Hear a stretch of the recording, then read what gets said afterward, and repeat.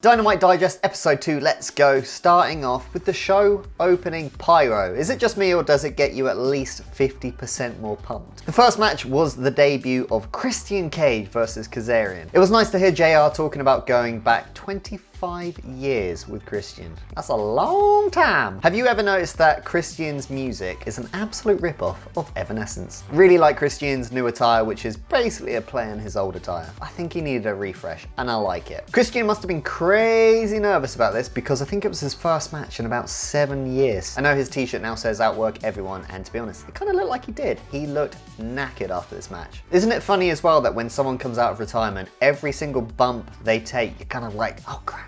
This match started off pretty slow with all the headlocks and that. It took you back a bit, and I don't know if that's a good thing or a bad thing. It's not really my favorite style. However, it's different to every other match on the show. Some really good moves though. I wonder if Christian can still do that springboard cross body to the outside of the ring. I haven't seen him do that in a long time, but I want to see it. Kaz gets hit with the kill switch, which he sold really well. Christian gets his first win in AEW. Did you really expect anything else? If you didn't know, this is my heat meter. It's gonna go up and down depending on how good the show is. Then we cut to Sting and Darby Allin, who were having a nice romantic walk over a bridge, but also talking about Matt Hardy and how they're basically gonna beat him up. Then it was time for Cody versus QT. Is it just me, or is the remix of Cody's song with Snoop Dogg really not very good? I like how they didn't give QT an entrance for this. Backs up the whole story in the first place of QT being overlooked. I didn't really understand why Arn was ref though, until later on, because Cody didn't want to hurt QT, which was annoying QT, and QT eventually took out his anger on Arn by knocking him out. Then we had some of the Nightmare Factory Lumberjacks at ringside turning on the other Nightmare Factory Lumberjacks. This included Anthony Ogogo, who sided with QT and punched Cody in the gut. I've been waiting for ages to see what they're going to do with Anthony Ogogo because he's had quite a lot of time on Dark commentating, and I just figured at some point they're gonna pull the trigger on him. I like the fact that they're splitting the factory up though. For a while it just seemed like Cody was recruiting everyone. Every single week it was like, blah blah blah has been recruited by the Nightmare Factory, and that person now has been recruited, and you're kind of like, why? QT has seemingly turned heel. He has some friends to back him up. Do you care? Mox versus Cesar was next. I really like Cesar, I'm glad he's back. If he's back again, he deserves a proper entrance. I really liked Mox's reversal of a pump handle into the sleeper. It was smooth as anything.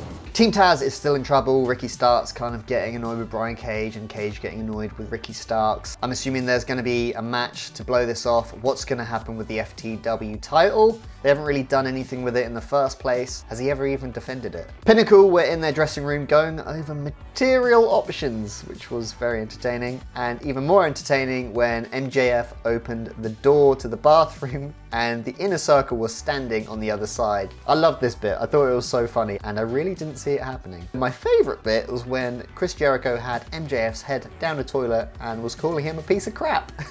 The show picked up so much at this point. Next we had the Lucha Bros and Laredo Kid versus the Good Brothers and Kenny. Anytime Rey Fenix is coming to the ring, I'm just like, let's go. Phoenix's roundhouse to Kenny into a destroyer from Pentagon was sick. Crazy fast match, credit to their stamina. Laredo Kid's tope suicided to Kenny was insane. Kenny ends up pinning Laredo Kid for the win.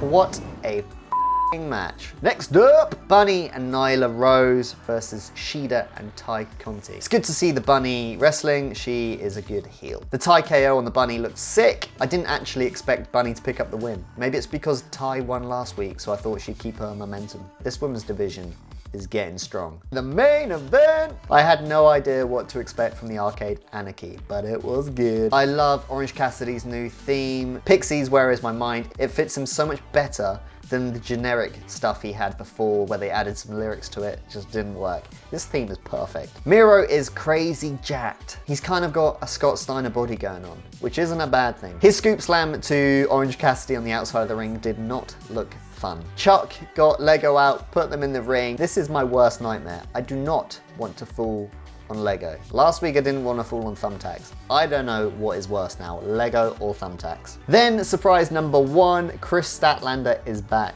and oh boy, I have missed her. Then surprise number 2, in comes the white minivan, and it's Sue, who's dropping off a returning Trent. I didn't realize how much I missed Trent. He threw a stool at Miro's head, which looked terrifying. Chuck gave Kip Sabian a running power slam through the stage for the win. Crazy good match. It was a really good main event. The show started pretty slowly, really picked up with the Inner Circle. I'm gonna give it a 7 out of 10. It wasn't as good as last week.